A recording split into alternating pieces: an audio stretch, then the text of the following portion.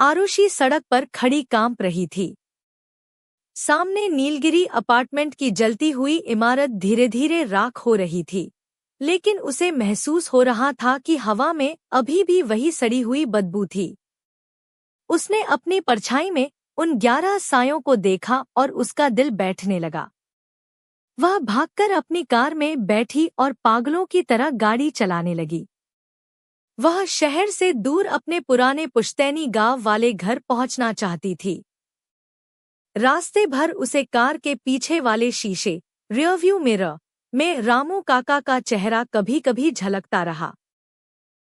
वे कुछ बोल नहीं रहे थे, बस एक ठंडी मुस्कान के साथ उसे देख रहे थे। सुबह के 4 बजे आरुषि अपने गांव के घर पहुंची। उसे लगा कि यहाँ वह सुरक्षित है। वह सीधे उस कमरे में गई जहां उसके दादाजी अपना सारा सामान रखते थे। वहां उसे एक पुरानी संदूक मिली। जब उसने संदूक खोला तो उसके अंदर एक ऑडियो टेप मिला। उसने कांपते हाथों से उसे प्लेयर में डाला। टेप से उसके दादाजी की आवाज गूंजी, आरुषि बेटा, अगर तुम यह सुन रही हो तो इसका मतलब है कि नीलगिरी अपार्टमेंट गिर चुका है। लेकिन तुम्हें एक सच बताना बाकी है। वह 11वीं बलि मेरी नहीं थी, वह तुम्हारी माँ की थी। और जो 12वीं बलि मांगी गई थी वह तुम्हारी है।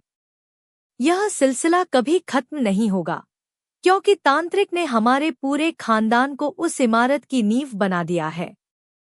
तभी कमरे की बत्तियां बुझ गईं। आरुषि ने महसूस किया कि उसके पैर ठंडे पड़ रहे हैं।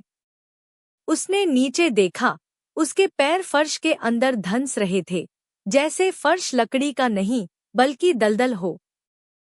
तभी सामने की दीवार से उसकी माँ की रूह निकली।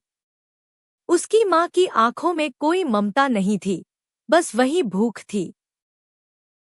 उसकी माँ ने कहा, आरुषि, हमें अकेले वहां बहुत डर लगता है, हमारे पास आ जाओ।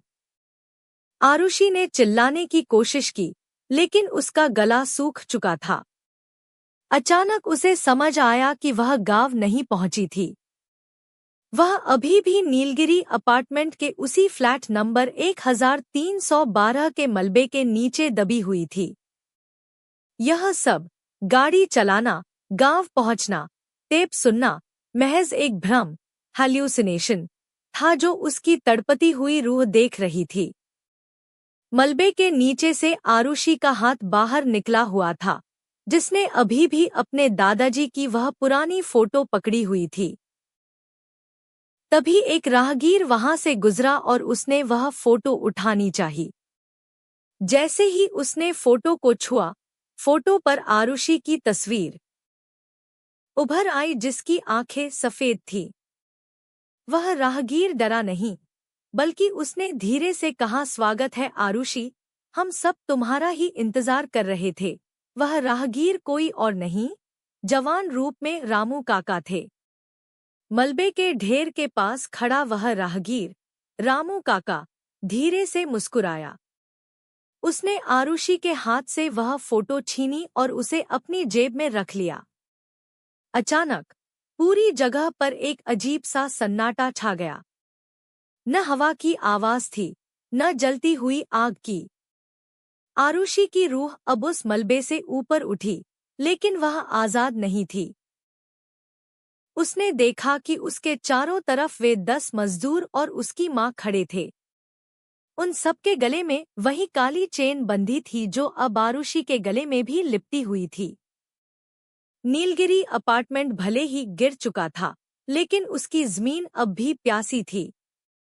रामू काका ने जमीन पर अपना कान लगाया और फुसफुसाए, मालिक, 11वीं बलि मिल गई है। अब अगली इमारत की नींव रखी जा सकती है। तभी जमीन के अंदर से एक जोरदार हंसी गूंजी।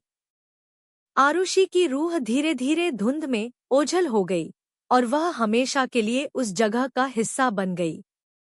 अगले दिन के अखबार में एक छोटी सी खबर छपी, नीलगिरी अपार्टमेंट हादसे में एक और शव बरामद, शिनाख्त जारी। लेकिन कोई नहीं जानता था कि आरुषि अब किसी दूसरी दुनिया में अपनी बारी का इंतजार कर रही थी।